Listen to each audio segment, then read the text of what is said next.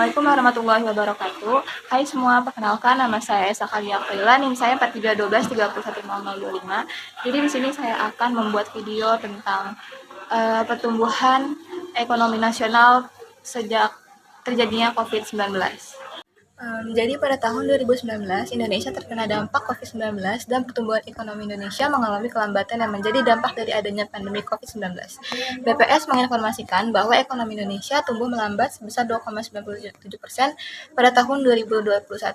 Jika dibandingkan dengan tahun 2020, pertumbuhan ekonomi Indonesia mengalami penurunan sebesar 2,41%. Komponen penting dalam mengukur pertumbuhan ekonomi adalah konsumsi rumah tangga mengalami perlambatan. Selain itu, wabah COVID-19 juga berdampak pada tingkat pengangguran karena banyak perusahaan yang mengalami kesulitan dalam mempertahankan karyawan akibat melemahnya pemasukan dan pendapatan.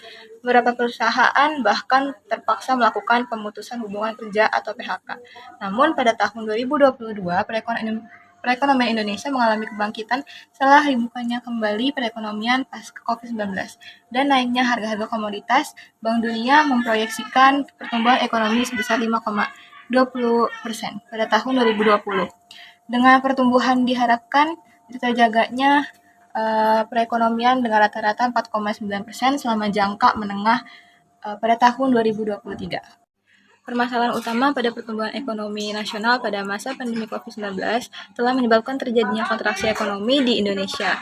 Kontraksi ekonomi terjadi karena adanya penurunan aktivitas bisnis, produksi, dan konsumsi akibat penerapan kebijakan, pembatasan sosial, lockdown, dan penutupan sektor-sektor tertentu.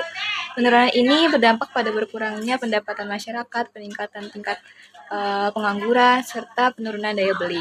Sebagai akibatnya, pertumbuhan ekonomi negara menjadi melambat atau bahkan negatif pada masa pandemi COVID-19. Pandemi ini juga memberikan dampak negatif bagi usaha dan ketenagakerjaan.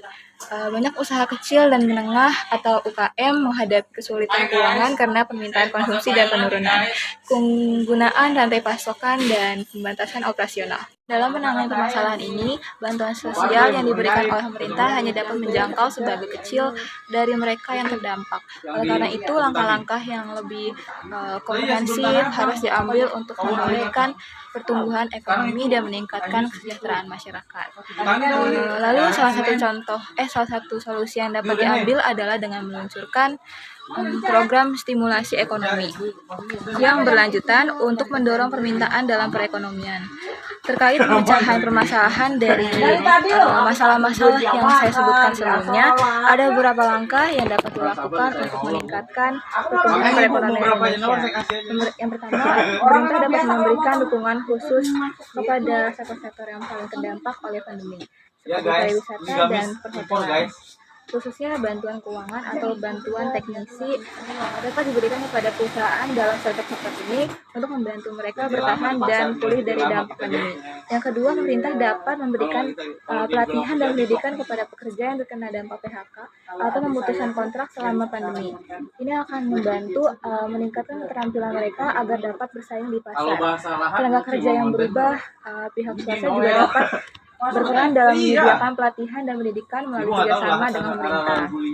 Ada pemecahan masalah seperti di atas diharapkan dapat membantu mengatasi permasalahan yang timbul akibat pandemi COVID-19 dan merangsang pertumbuhan ekonomi nasional kembali ke jalur yang positif. Dalam merealisasikan solusi-solusi di atas, kolaborasi dan konsultasi antar pemerintah, sektor swasta dan masyarakat harus ditingkatkan. Dengan langkah-langkah yang tepat, diharapkan pertumbuhan ekonomi nasional dapat pulih dari dampak pandemi COVID-19 dan memperkuat ketahanan ekonomi untuk masa yang akan datang. Sekarang saya sedang berada di salah satu pasar tradisional di Jakarta yang terkena dampak dari penurunan perekonomian karena terjadinya COVID-19.